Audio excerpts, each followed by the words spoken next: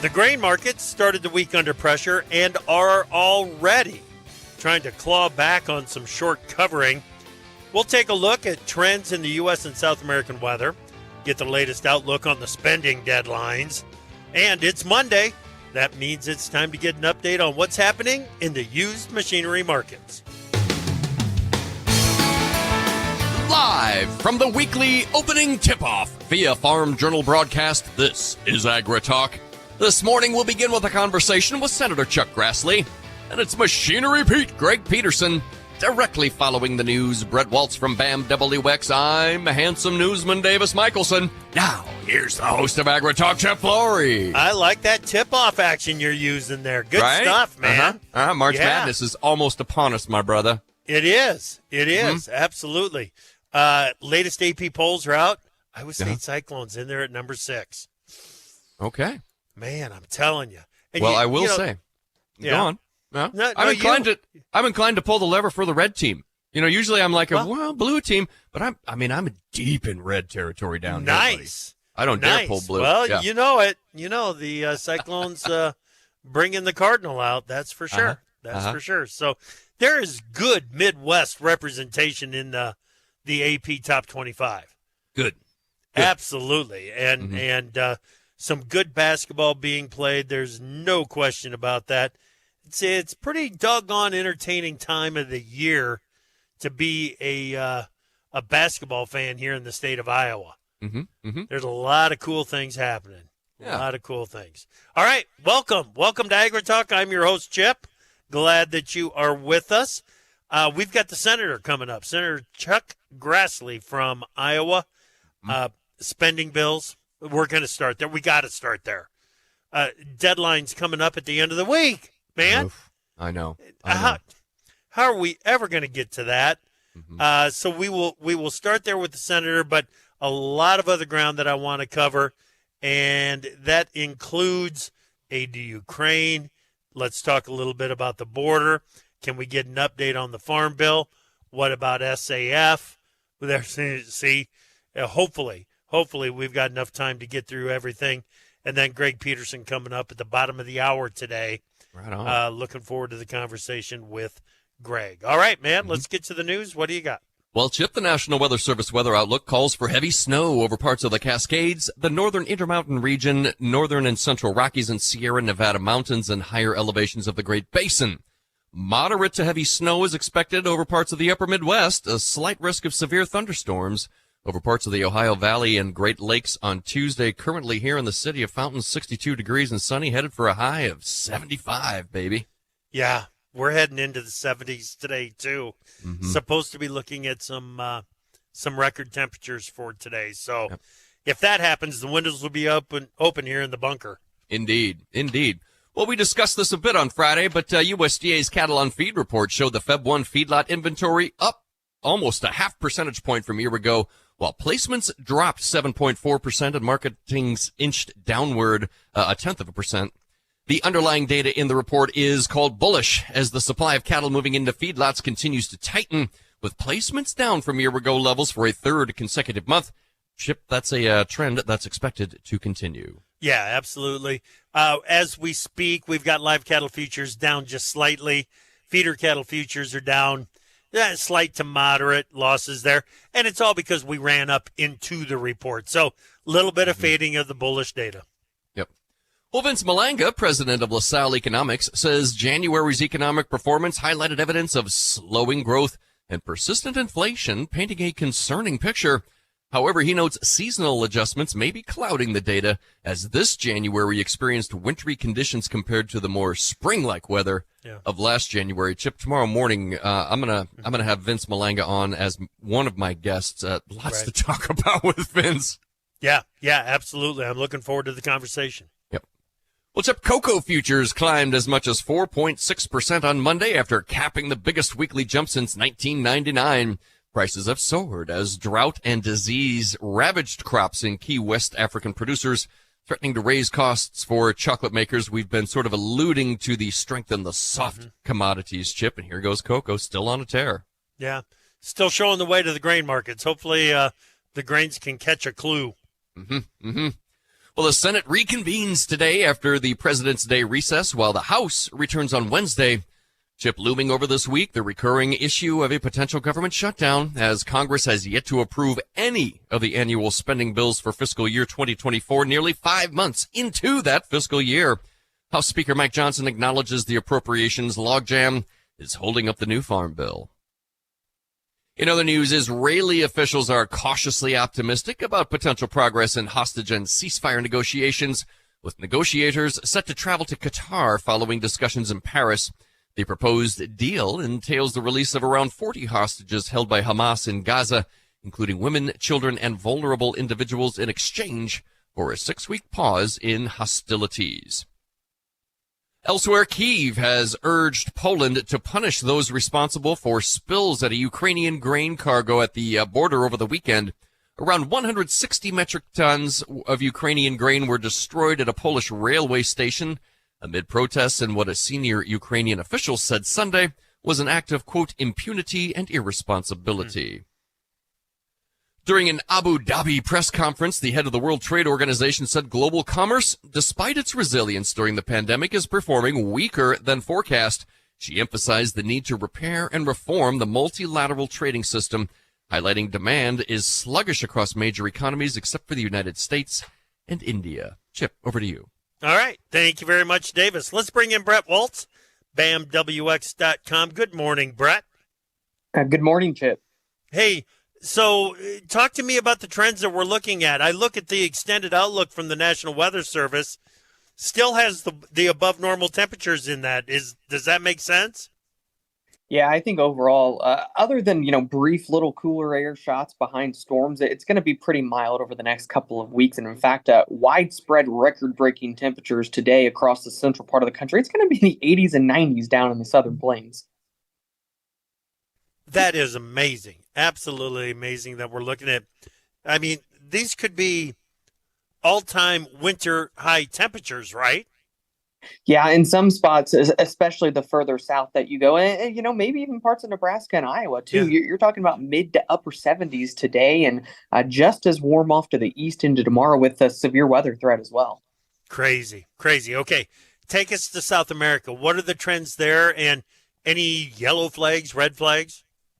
Yeah, I want to keep a close eye on Mato Grosso, especially in parts of central Brazil. Over the next couple of weeks, it is trending increasingly hotter, and I think that there's a drier stretch in there as well.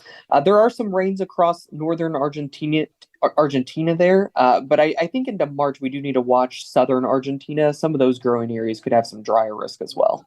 Okay, well, that is something that the market will certainly pay close attention to. You've got a big event coming up on Wednesday. Tell us about it. Yeah, we do. We're going to go into the spring forecast, and if this warmth is going to continue to linger around throughout the spring months, big webinar, planting season webinar, March, April, May, and a sneak peek at June, July, and August on Wednesday at bamwx.com/webinar. bamwx.com/webinar. It's the spring webinar. It's on Wednesday, 11 a.m. Eastern Time. It's free, isn't it? It's free, and if you can't make it live, go ahead and sign up, and we'll send you the recording. Gotcha. Thanks, buddy. We'll talk to you later. Yep, thank you. You bet. Brett Waltz, BAMWX.com. We've got U.S. Senator Chuck Grassley up next.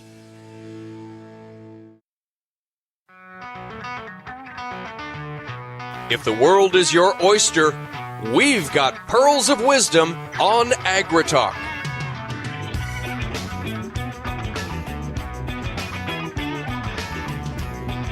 Welcome back to AgriTalk. I'm your host, Chip Flory. Glad that you are with us here on this Monday morning. U.S. Senator Chuck Grassley is our guest this morning, and he joins us right now. Senator, welcome back to AgriTalk. It's great to talk with you again. Been a while since I've talked to you. Glad to be back. Yes. How are you feeling? Well, perfect now. Good. But I had infection, and you probably don't care what the doctors treated, but I had to carry around a pump with intravenous antibiotics for 4 weeks, and It's not an easy way to travel. You have to sleep with it.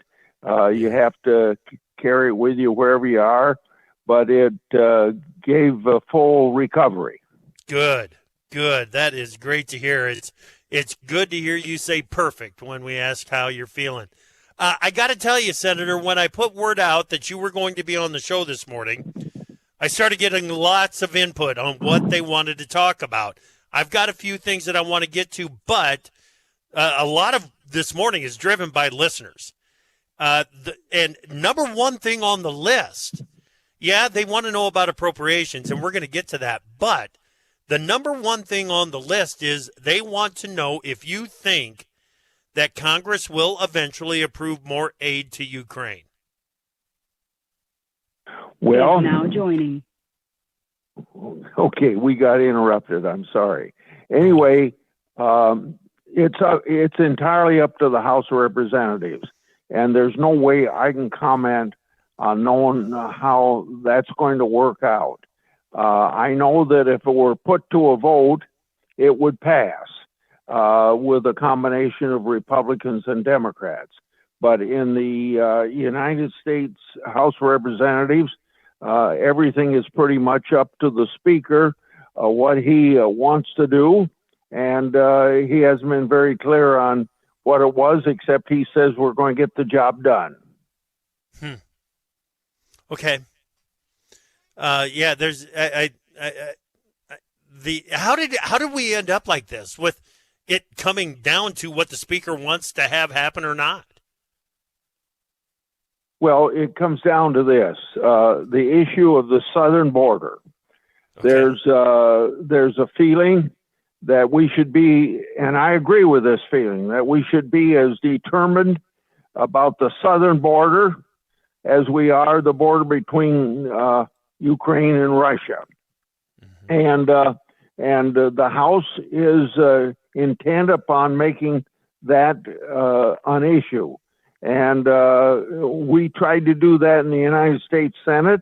Senator Lankford, a Republican, an independent Sinema, and a Democrat, Murphy, tried to work on an agreement.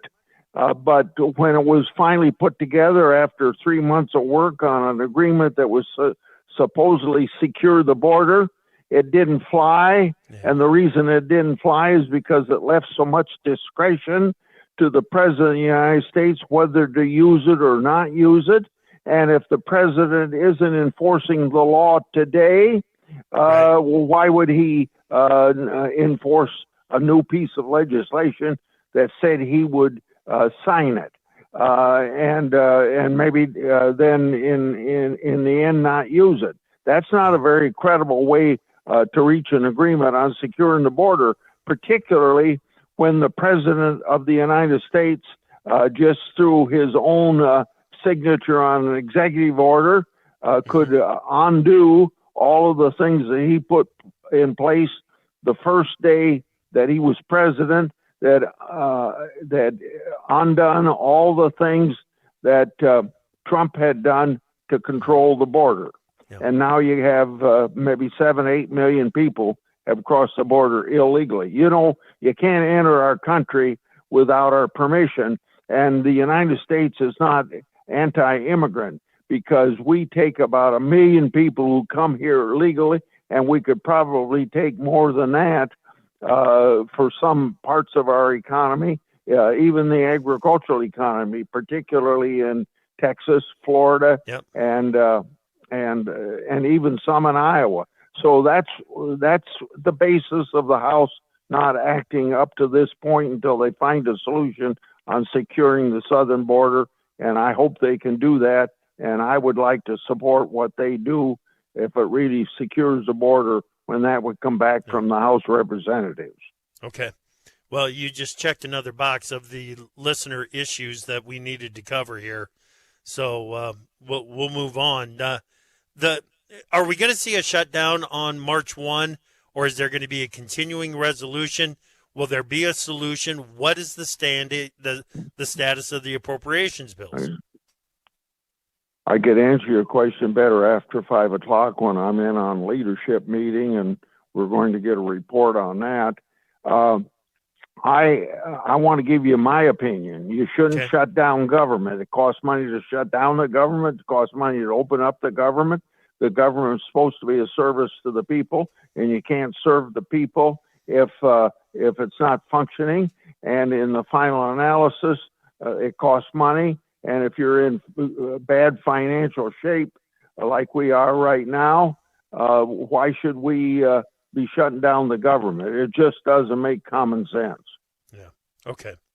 Well, I'm looking forward to learning what we can after the leadership meetings this afternoon, because this is something that I don't think anybody wants to see the government shut down. That's the bottom line there. Another one. Have you been briefed on what the Treasury and the Environmental Protection Agency is going to say this week regarding the sustainable aviation fuel details? Well, we don't know, and there's some journalists reporting that's fairly accurate, saying what us Midwestern senators want, the creek approach, which gives emphasis to grains in the input to get sustainable aviation fuel. That creek is what it's called, GREET, and that's an acronym that don't worry what the letters say. Right. But I don't either. If it's done the way that I want it done, and what we've told the President of the United States, it's going to make sure that grain, meaning soybeans and corn, are going to have the same access to creating the sustainable aviation fuel, which is the next step above ethanol that we put in our car, and more environmentally friendly. And if we don't get it the way we want it, then the other inputs that go to make it, it seems to me, just won't be enough. We need grain to be part of it. And so I see this inconsistency. Environmentalists want more environmentally friendly fuel to use in the airplanes, and then they want to cut corn and soybeans out of it. Yeah. And that seems to be very inconsistent. And we're trying to educate them that not only for economic fairness and equality do we need grains, as well as the other biodegradable things that can be used to make fuel. But it's also necessary if you really want to clean up the environment. Right. Okay, just a little bit, about a minute left here. Do you see some way for Congress to deal with California Prop 12 and other related issues like Massachusetts Q3, the commerce issues? Well, sure. We got a bill led by Marshall Grassley and my colleague from Iowa, Joni Ernst, that would do just exactly that. If we pass this bill, it would overrule what California is trying to do on Proposition 12 and what Massachusetts is about ready to do. And I hope we can get it passed, but I don't see Schumer bringing it up because he's Democratic leader, and the environmental rights groups in California that drive this issue that don't know anything about farming, they have a big voice in the Democrat caucus. So we were hoping to get it as part of the 5-year farm bill. But if we don't get a 5-year farm bill this year, we won't have an opportunity to put it in that bill. And short of that, I think we don't have good news for pork producers in Iowa, and that is a shame. Yeah, certainly is. Senator, you're always very generous. It was great to talk with you again. Glad to have you back on AgriTalk. Yeah, thank you. Goodbye. You bet. That is U.S. Senator Chuck Grassley. We've got Machinery Pete up next here on AgriTalk.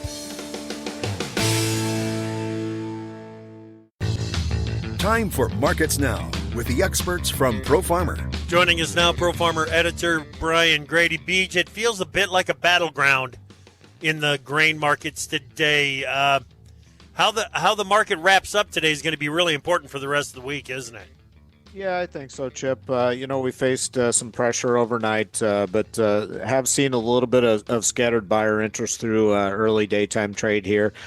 New contract lows in nearby corn and soybean futures. So just more of the same there. Funds hold a record combined net short position in corn, soybeans, and wheat. And so really heavily weighted to the short side of the market, but just nothing here to give them any kind of encouragement to actively cover short positions. Yeah. And it's going to be another week where we watch the weather, right? And harvest progress down in Brazil. Yeah, so weather continues to support active soybean harvest and also active safrinha corn planting. Just ripping along. Almost 3/4 of that crop is already in the ground, and there's questions because of the economics on how much the Brazilian farmer will plant to second crop corn, but the pace is really quick right now. Gotcha. Take us over to livestock trade, mixed in the cattle complex. Yeah, and it opened sharply lower in both live cattle and feeder cattle, so they have significantly rebounded off those initial lows. And Friday's cattle line feed report, there wasn't anything real bearish in there. The placements number came in heavier than what was anticipated, down from a year ago significantly, but not down as much as anticipated. And not too surprising, I guess, to see the buyer interest show up underneath the market this morning. And a mixed tone in hog futures as well, with the front end of the market under some pressure. Excellent. Thank you, Brian. That's Pro Farmer editor Brian Grady on Markets Now.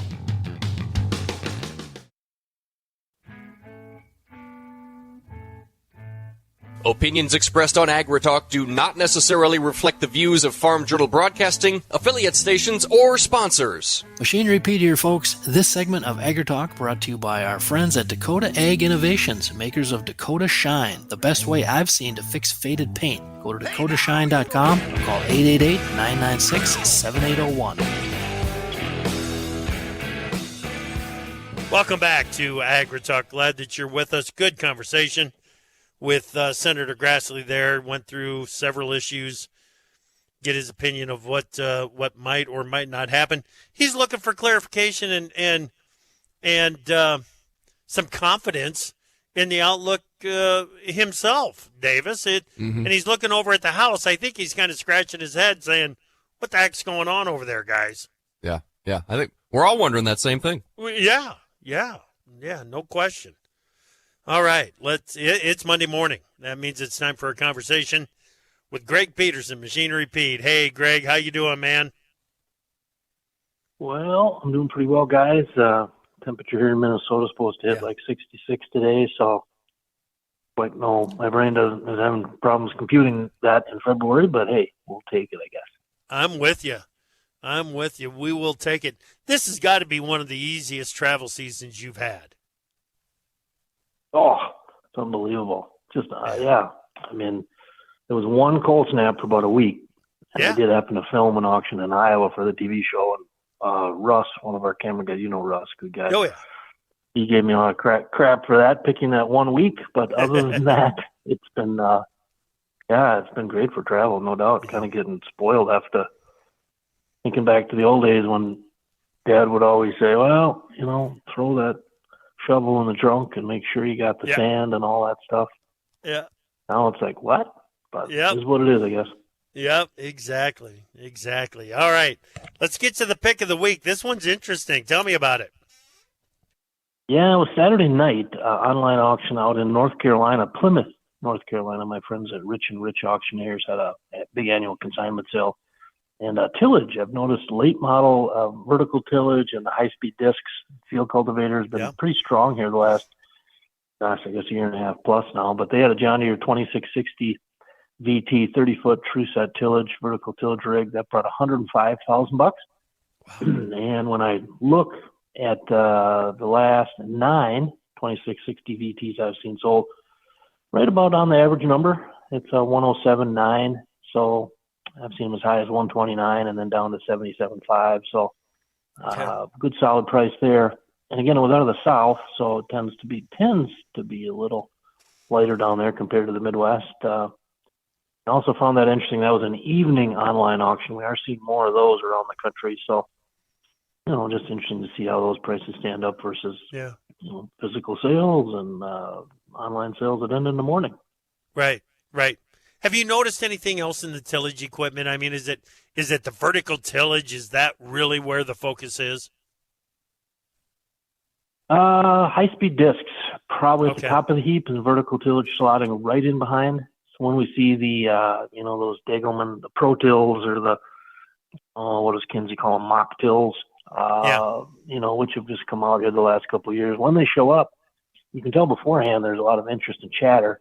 And then the sale price, I mean, to me, on a hard cash basis, I know, of course, the driver is what does it cost new, which I get that. But still, I mean, even like that 2616 North Carolina, they're $105K. I mean, I guess my problem is, Chip, I'm old and I remember tillage in my head. It's like the weather. I can't compute 66 degrees in Minnesota, and I can't compute $105,000 for a tillage tool. But that's the world we live in, I guess. Yep. That's right.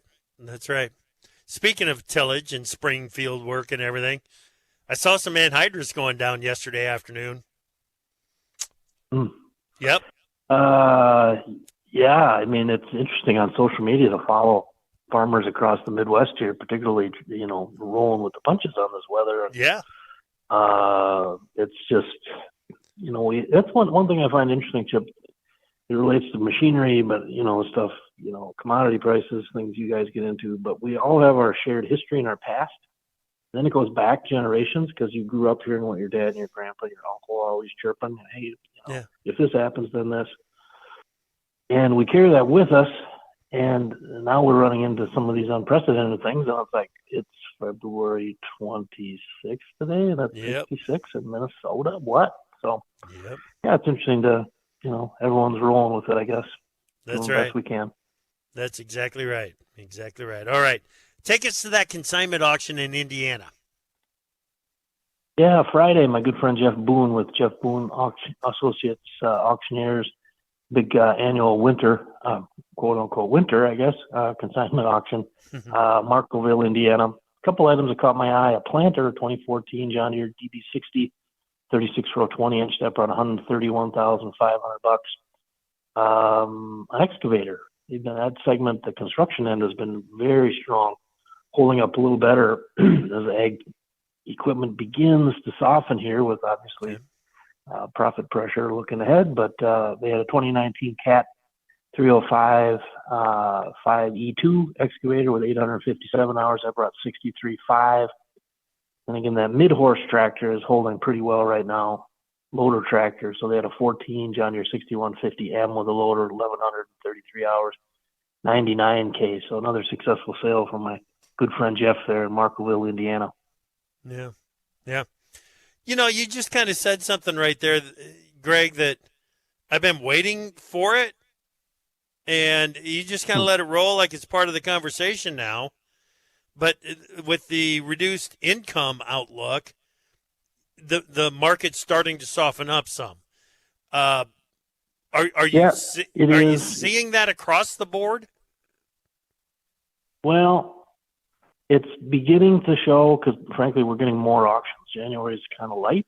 Yeah. I mean, we cover all North America, so there's always stuff going on. But the volume starts to pick up like now, right, and then the velocity to March into April up north in Canada. So what I would say is that, generally maybe the first sign of this is the top bite is coming off. So we're still seeing, very solid pricing on good condition equipment, but you're maybe not just brushing those highs that it becomes so I mean, you almost expect it.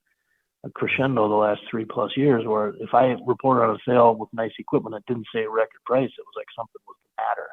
Right. And now we're not seeing the records. They're up there in the neighborhood. So on the top end, you can tell just a little pullback there. And then if you drift down and, because not everything's A1 condition, and that's totally fine. 34 years compile prices on all kinds of stuff. That averagey stuff, I've always thought when the markets change, it's that stuff that softens more quickly, and we are seeing that.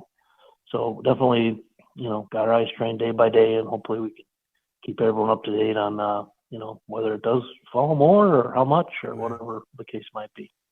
All right. Excellent. Okay. There's a big consignment auction coming up later this week in Kentucky. What are you watching? Well, Kentucky, actually, that was a sale Friday. My friend, the Rotor Auction Company in Hopkinsville. They're kind of the same deal. A lot of auction companies have their kind of seasonal winter sale. Okay. And a ton of equipment there. So if we talk recalibrating, they had a 2014 John Deere S680 combine, and I've talked a lot over the last year. Chip, combines market is retrenching a bit.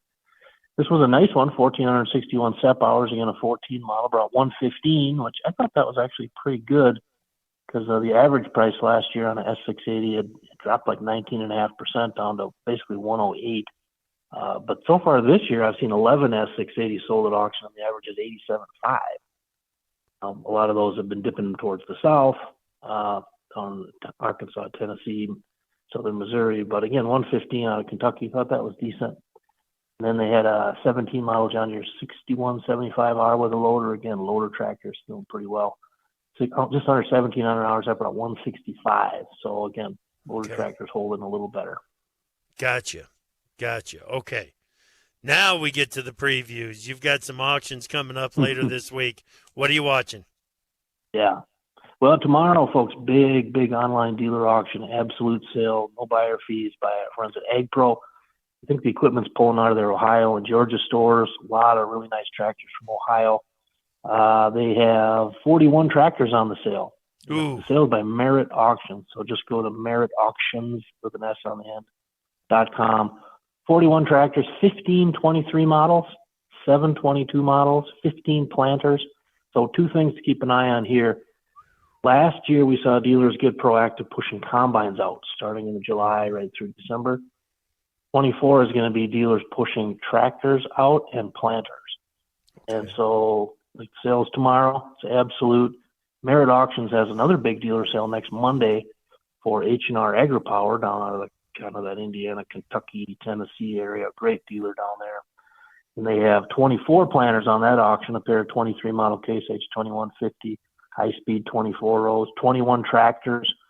So again, the inventory is higher on dealer lots, so we're starting to see these dealer auctions. And then Friday, good folks at Matichek implemented up my way, Faribault, Minnesota. They have an online auction, no reserves, no buyer fees, 8 late model Case IH tractors, a pair of 23 620 quads, 2 other quad tracks, a 580 22 model, pair of 22 row tracks, or a 122 model, a 380 row track, and then a 15 model 340 row track. That's on auction time on Thursday, February 20, a leap day, I guess, February 29th. So it'd be a good day to have an auction on a leap day. You'd never forget the date of your sale, I guess. There you go. Yeah, it feels like a real test for the market, doesn't it? It does. We're going to know a lot more here this week by week as we see these things sell. Exactly. Great stuff, Greg. Thanks, man. I appreciate you. We'll talk to you later. Hey, have a great week, Chip. See ya. You too. Greg Peterson, Machinery Pete. All right, it is a big week here at AgriTalk and in Houston for Commodity Classic. We've got some details coming your way next.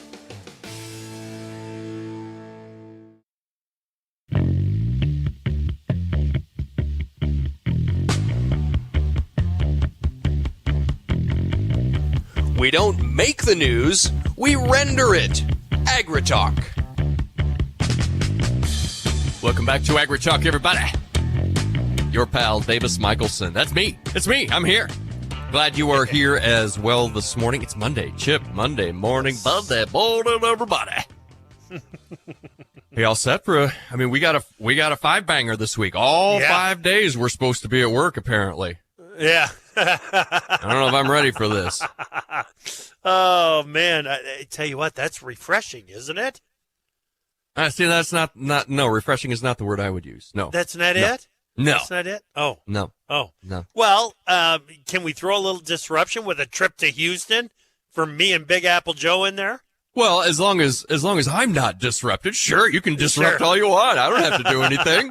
Absolutely. Oh, you're headed down to Houston. A big, humongoid event down there, bro. It's going to be a lot for you and Big Apple, but man, bringing us that coverage from down there, you just so many nuggets, so much potential for great conversation down there, bro. Yeah. Commodity Classic. Yeah, we've been working for a while to try to put together the agendas and everything that we're going to be talking about. The PM shows, you guys, the guest analysts that we've got lined up for the PM shows, I think is pretty fantastic. And we're going to rotate them through. We're going to get as many through as we can and keep the conversations going. And when we've got the market's under pressure and potentially looking for some new direction, let's get as many different opinions in as we possibly can. And I know that there's going to be huge conversations about what is going on in the markets at Commodity Classic this year. And so I'm looking forward to being part of those conversations. Now, on Wednesday, we're going to kick things off Wednesday afternoon right away. As soon as the trade show floor opens, we are going to be in position. Big Apple Joe and I will be at the NCGA booth, the National Corn Growers Association, sponsoring our kickoff show at the Commodity Classic this year. That is booth 7405 on the third floor. We're going to talk yield winners. We're going to talk some policy. We're going to talk markets. We've got a lot to go through in that first hour of AgriTalk from Houston. And then on Thursday morning and Friday morning, I think we combine these because both are sponsored by United Soybean Board, USB. We're going to be taking a look at the miracle that we call soybeans and how they are being used and the markets that are being developed, the efforts that are underway inside of USB to generate more homes for more beans to be used up. And so Thursday and Friday mornings both, we will be at USB booth. That's 2311 on the first floor. If you're going to be down there, we would love it if you would stop by and have a conversation with us. Thursday afternoon, Meristem, our good friends at Meristem. That is booth 6439 on the third floor. Different levels. It's so dang big, Davis. Mm-hmm. They've got different levels to this thing. Different levels, really? Yes. Yeah, it's crazy. Crazy. But we'll be on the third floor at Meristem on Thursday afternoon. And then Friday afternoon, we'll be back down on the first floor at BASF, 3203 on the first floor, BASF. Looking forward to that, dude. It sounds like you're going to put a few miles on the mobile broadcast station there, up and down the steps and up the elevator, down the elevator. Yeah. I mean, dude. Joe keeps saying that as long as there's escalators, he'll be fine. The first thing I'm going to do is scout out those escalators. Okay. Make sure that he knows where they're at. Yep. That's good. I think that's a good strategy. You know, before you can get to where you're going, you got to figure out how to get to where you're going. It's all about logistics, man. It really Efficiency of movement. Yeah. Because then because you don't want to have anything else to worry about once you settle in and it's go time and the red light goes on. I mean, it's all business at that point. You got it. Got it. Yeah, we never have any fun at Commodity Classic when we're broadcasting. No, I don't see how you could. That never happens. Never happens. No. Because we just don't know who's going to walk by. Well, that's the thing. Yep. So if we can if we can bring some others into the conversations while we are down there, we'll be doing that as well. So looking forward to it. Yeah. Are you more or less hopeful after our conversation with Senator Chuck Grassley about a farm bill, are they taking the right approach to aid to Ukraine? All the things, dude. I know. Me too. Yeah, you can hear the frustration in his voice. Yep. Well, and I saw the list here, and did we even get halfway through the list of questions? About any of them. I mean, there was some stuff on the Treasury, EPA and SAF, E15 in the 8 Midwest states emissions plans. So many things out there are still floating around, and it doesn't seem like anybody wants to step up and take ownership of these. Right. Yeah. The issue on the year-round availability of E15, I would have liked to have had that conversation with him. Mm-hmm. But number one, I know he's unbelievably frustrated that even for the 8 Midwest states, that's been pushed back until 2025. Yeah. So the idea of taking it up and making it nationwide, I don't know how optimistic he's going to be about that right now, Davis. Yeah. Well, ongoing. We'll keep an eye on it, won't we? We absolutely will. Mm-hmm. Absolutely. The other thing that is going on is I'm going to be on the road tomorrow, making the trip down to Houston.